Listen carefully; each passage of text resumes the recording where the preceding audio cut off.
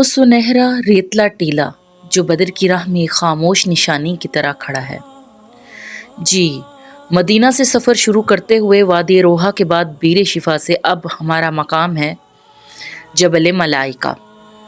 جبل ملائکہ کے ساتھ کھڑا یہ ریتلا ٹیلا ہے قصیب الحنان۔ اسی ریتلے ٹیلے کے پاس سے گزرا وہ مقدس قافلہ جو نبی اکرم صلی اللہ علیہ وسلم کی ہمراہی میں مدینہ سے بدر کی سمت روانہ ہوا تھا۔ قصیب الحنان کے قریب ہی جبل ملائکہ واقع ہے، وہ مقام جہاں اہل تاریخ کے مطابق ملائکہ رحمت نازل ہوئے تھے۔ قصیب الحنان، قصیب یعنی ریتلا ٹیلا اور حنان محبت کرنے والا، نرمی اور شفقت کرنے والا، اور یہ اللہ کے ناموں میں بھی ایک صفت ہے، ہر حال میں محبت کرنے والا۔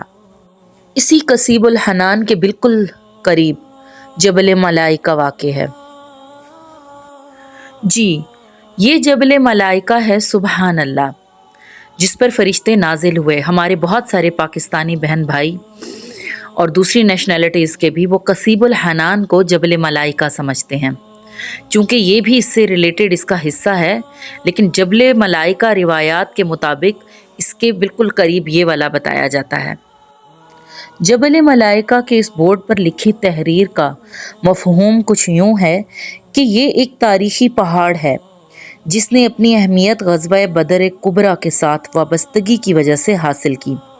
یہ قصیب الحنان کے مغرب میں واقع ہے، وہ ریتلا ٹیلا جس کے بارے میں کہا جاتا ہے کہ نبی اکرم صلی اللہ علیہ وآلہ وسلم نے یہاں 1000 فرشتوں کے ساتھ نماز ادا کی۔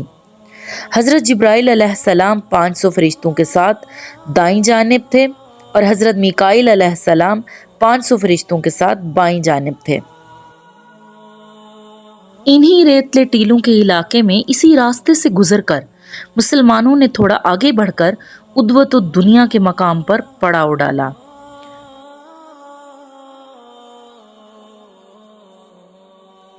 جس کا ذکر قرآن کی انفال سورت میں 42 آیت میں آیا ہے کہ جب تم یعنی مسلمان وادی کے نزدیک الادوۃ الدنیا پر تھے اور وہ کفار وادی کے دور کے کنارے الادوۃ القصویٰ پر تھے اور قافلہ تم سے نیچے تھا، اگر تم دونوں نے ملاقات کا وعدہ کر لیا ہوتا تو تم اس وقت میں اختلاف کر جاتے، لیکن اللہ نے وہ فیصلہ کر دیا جو ہونا تھا، تاکہ جو ہلاک ہونا تھا وہ ہلاک ہو اور جس نے زندہ رہنا تھا وہ زندہ رہے، اور بے شک اللہ سب کچھ سنتا اور جانتا ہے۔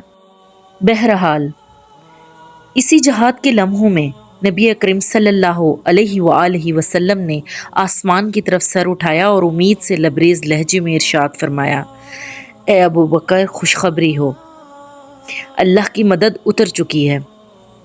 پھر قسم کھا کر فرمایا، اللہ کی قسم، میں جبرائیل کو دیکھ رہا ہوں اور وہ گھوڑے پر سوار ہیں اور ریت کے طوفان کے پردوں کو چیرتے ہوئے اتر رہے ہیں۔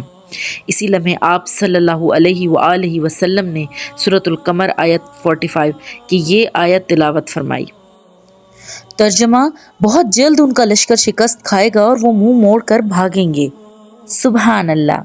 اللہ کی مدد کے ساتھ 500 فرشتے دائیں جانب حضرت جبرائیل علیہ السلام کی قیادت میں اترے اور نبی اکرم صلی اللہ علیہ وسلم نے ابو بکر صدیق رضی اللہ عنہ کو ان کی صف کی کمان سونپی، اور اسی طرح 500 فرشتے بائیں جانب جن کی قیادت میکائیل علیہ السلام کے سپرد تھی، اور نبی اکرم صلی اللہ علیہ وآلہ وسلم نے حضرت علی رضی اللہ عنہ کو ان کا امیر مقرر فرمایا۔ ہر بڑے مورچے پر فرشتوں کو نازل کیا گیا تاکہ مسلمانوں کے دلوں میں ثبات اور یقین پیدا رہے، مگر یاد رکھیے گا عملی طور پر فرشتوں نے قتال میں صرف اسی جنگ میں غزوہ بدر میں حصہ لیا۔ اب میں آپ کو کچھ ایمان افروز واقعات فرشتوں سے متعلق بتاتی ہوں، جیسے کہ صحیح مسلم میں حضرت ابن عباس رضی اللہ عنہ سے روایت ہے کہ مسلمانوں میں سے ایک شخص ایک مشرک کا پیچھا کر رہا تھا۔ اچانک اس نے اپنے اوپر کوڑے کی سی آواز سنی اور ایک آواز آئی، اقدم حیزوم، اے حیزوم آگے بڑھ۔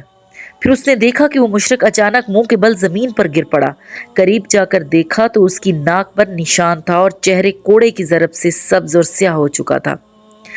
جیسے زہر سے جل گیا ہو یا زہر کی تیزی سے سبز ہو گیا ہو۔ یہ واقعہ ایک انصاری صحابی نے بھی نبی اکرم صلی اللہ علیہ وآلہ وسلم سے بیان کیا تو آپ صلی اللہ علیہ وآلہ وسلم نے فرمایا، تو نے سچ کہا، یہ تیسرے آسمان سے فرشتے کی مدد تھی۔ اسی طرح ایک انصاری نے حضرت عباس بن عبد المطلب رضی اللہ عنہ کو گرفتار کیا۔ اس وقت حضرت عباس رضی اللہ عنہ قریش کی طرف سے آئے تھے۔ انہوں نے فرمایا، اللہ کی قسم اس آدمی نے مجھے گرفتار نہیں کیا، مجھے ایک گنجا انتہائی خوبصورت چہرے والا سوار ملا جو گھوڑے پر تھا، اور میں اسے یہاں موجود لوگوں میں نہیں دیکھ رہا۔ انصاری نے کہا، میں نے ہی قید کیا ہے یا رسول اللہ صلی اللہ علیہ وآلہ وسلم۔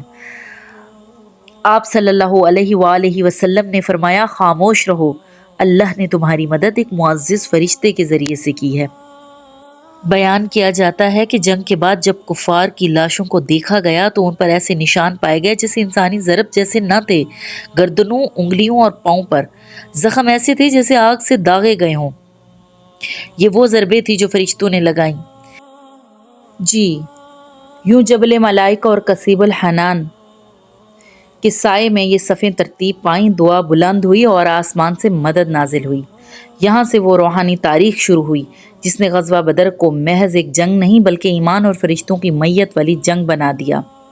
اب قافلہ آگے بڑھے گا بدر کے میدان کی طرف جہاں فیصلہ ہونا باقی تھا۔